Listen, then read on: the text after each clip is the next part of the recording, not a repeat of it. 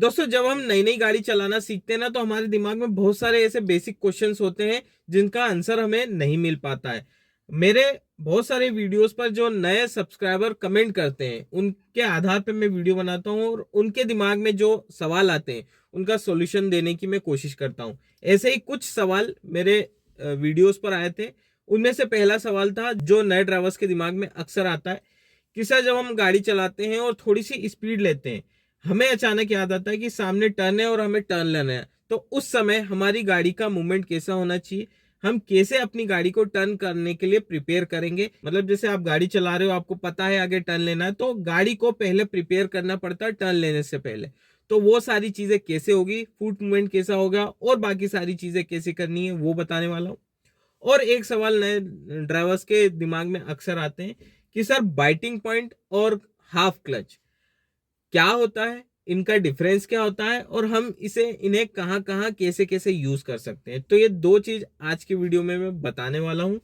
छोटा सा वीडियो होने वाला है, बहुत ज्यादा बड़ा वीडियो नहीं होने वाला है, तो इस वीडियो को आप पूरा देखो, आपको काफी कुछ हेल्प मिलेगी। तो चलिए दोस्तों वीडियो स्टार्ट करते हैं। सबसे पहले हम बाइटिंग पॉइंट और हाफ क्लच के बारे में समझ लेते हैं और उसके बाद हम समझेंगे कि टर्निंग में हमारा प्रोसेस क्या होना चाहिए। तो दोस्तों जैसा कि मैंने आपको बताया, सबसे पहले मैं हाफ क्लच और बाइटिंग पॉइंट में डिफरेंस बता दूं और वो उनको कहाँ कहाँ कैसे कैसे यूज़ करना है उसके बारे में बता दूं। तो सबसे पहले हम बाइटिंग पॉइंट की बात करते हैं। तो दोस्तों बाइटिंग पॉइंट एक सिंपल सी चीज़ है दोस्तों।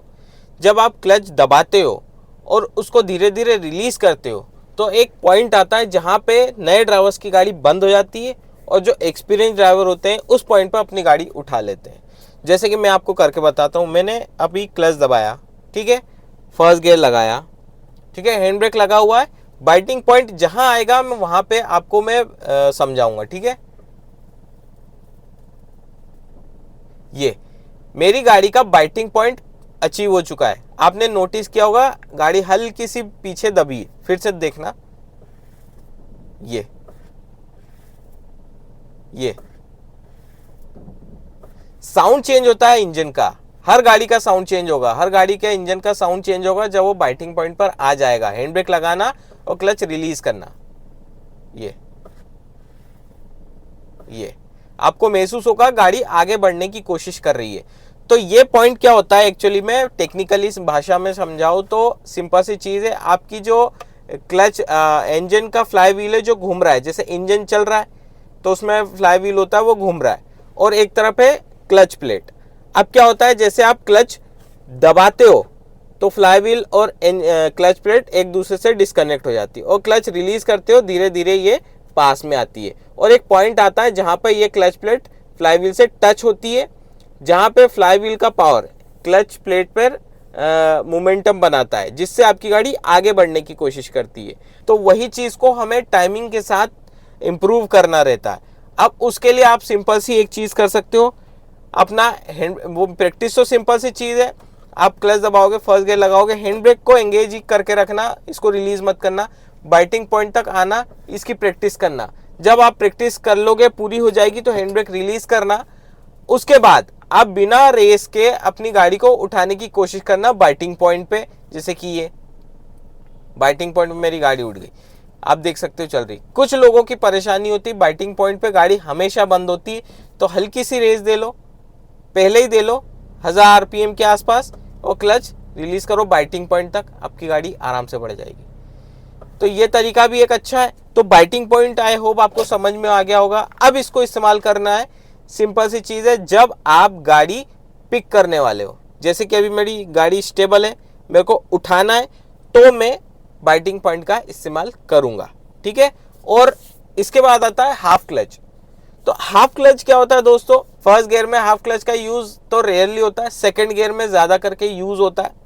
अब वो चीज इसलिए होती है कि आपको गाड़ी एकदम स्मूथ चलानी है, हायर गियर में चलानी है और कम स्पीड में चलानी है, वहां पे हाफ क्लच का इस्तेमाल होगा। जैसा कि मैंने बताया, जैसे कि ये first gear, hand brake release, अपनी गाड़ी उठा लेते हैं। अब होगा क्या, लगातार एक चीज ये नोटिस करना, अगर लगातार आप बाइटिंग पॉइंट पर चल रहे हो, आपकी गाड़ी की स्पीड नॉर्मल स्पीड से कम है, तो समझ लो आप हाफ क्लच में कन्वर्ट हो गए हो। ये चीज आपको, ये चीज ध्यान रखना है। ज्यादा देर तक भी बाइटिंग पॉइंट पे रहोगे ना तो हाफ क्लच ही कहलाएगा। ठीक है, अभी जैसे कि फर्स्ट गियर है, फर्स्ट गियर की नॉमिनल स्पीड हम पकड़ते हैं पहले। ठीक है, फर्स्ट गियर की नॉमिनल स्पीड है ये 5 के आसपास की। ठीक है, अभी हम सेकंड गियर में जा रहे हैं। ठीक है, सेकंड गियर में स्पीड पकड़ी गाड़ी ने। सेकंड गियर की हायर स्पीड है जो बिना एक्सीलरेटर दबाए आ रही है 12 या 13 के आसपास। ठीक है, मेरा काटा 10 से हल्का सा ऊपर है और 20 से बहुत कम है। अब यहाँ पे मेरे गाड़ी को बहुत कम स्पीड में चलाना है, इसकी आधी स्पीड में चलाना है। जैसे कि मैं क्लच दबा करके स्पीड कम कर लेता हूँ, ब्रेक लेकर के। अब मेरी गाड़ी 5 पे आ गई। अब देखो 5 से भी कम आ गई और इस मूवमेंट पर मैं अपने हाफ क्लच का इस्तेमाल कर रहा हूँ, बाइटिंग पॉइंट से हल्का सा ऊपर। तो मेरी गाड़ी अभी चल रही है 4 और 5 के बीच में, मतलब प्रति घंटे के बीच में, 4-5 किलोमीटर प्रति घंटे के बीच में। तो ये मैं हाफ क्लच यूज कर रहा हूँ। स्पीड बढ़ रही है, क्लच हल्का सा ओ प्रेस कर लो, हल्का सा ओ प्रेस कर लो, क्योंकि आप बाइटिंग पॉइंट से ऊपर हो। अब यहाँ पे मेरी गाड़ी बहुत ज़्यादा स्लो चल रही है। अभी और क्लच धीरे से और प्रेस करूँगा हल्का सा, मेरी गाड़ी और स्लो हो गई। देखो अब ये पॉइंट देखो, बहुत ज़्यादा स्लो हो गई मेरी गाड़ी। मोमेंटम में है लेकिन बहुत ज़्यादा स्लो हो गई। अभी मेरी गाड़ी देखो कितनी स्पीड पे चल रही है, 2 या 3 की स्पीड पे चल रही है। अब इतनी स्पीड में आप सेकेंड गियर में चल रहे हो, मतलब कि हाफ क्लच यूज़ कर रहे हो। सिंपल सी चीज़, और ये बहुत प्यारी टेक्निक है दोस्तों। अगर आपकी गाड़ी को कम स्पीड में चलाना, हायर गियर में चलाना और स्मूथ तरीके से चलाना है, तो आप ये टेक्निक इस्तेमाल कर सकते हो। बहुत आसान है, कोई रॉकेट साइंस नहीं होता है दोस्तों। आपकी बस प्रैक्टिस ही रहती है मेन, बिना प्रैक्टिस के ये सारी चीज़ें नहीं हो पाती। तो दोस्तों आई होप आपको क्लच का बाइटिंग पॉइंट और हाफ क्लच में डिफरेंस पता चल गया होगा। दोनों अलग है, बाइटिंग पॉइंट का इस्तेमाल करने का तरीका अलग है और हाफ क्लच का इस्तेमाल करने का तरीका अलग है, और दोनों को किन सिचुएशन में इस्तेमाल करना है उसका भी फंडा मैंने आपको बता ही दिया है। अब दूसरा सवाल क्या था नए ड्राइवर्स का कि सर अचानक से हम हाई स्पीड में चल रहे हैं या थोड़ी ज़्यादा स्पीड में चल रहे हैं और टर्निंग पे आ जाए तो प्रोसेस क्या होना चाहिए। ठीक है, अभी हम वो भी कवर कर लेते हैं। गाड़ी चलाते हैं स्पीड में,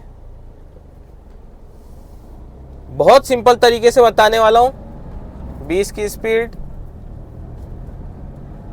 30 की स्पीड, ठीक, ये 40 की स्पीड।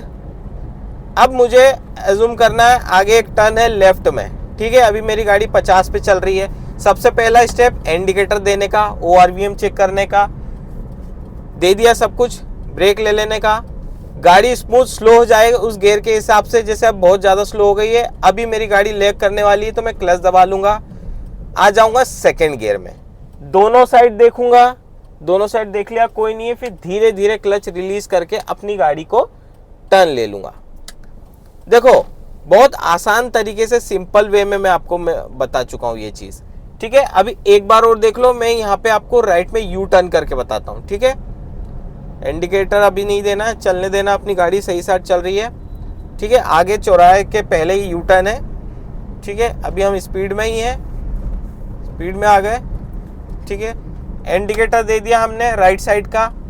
ठीक है, धीरे धीरे ORVM देखते हुए राइट साइड में जाएंगे, ब्रेक, फिर क्लच।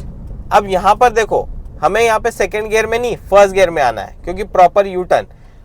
टर्निंग पर आने से पहले ही हमें अपनी गाड़ी का गियर डाउन शिफ्ट कर लेना है।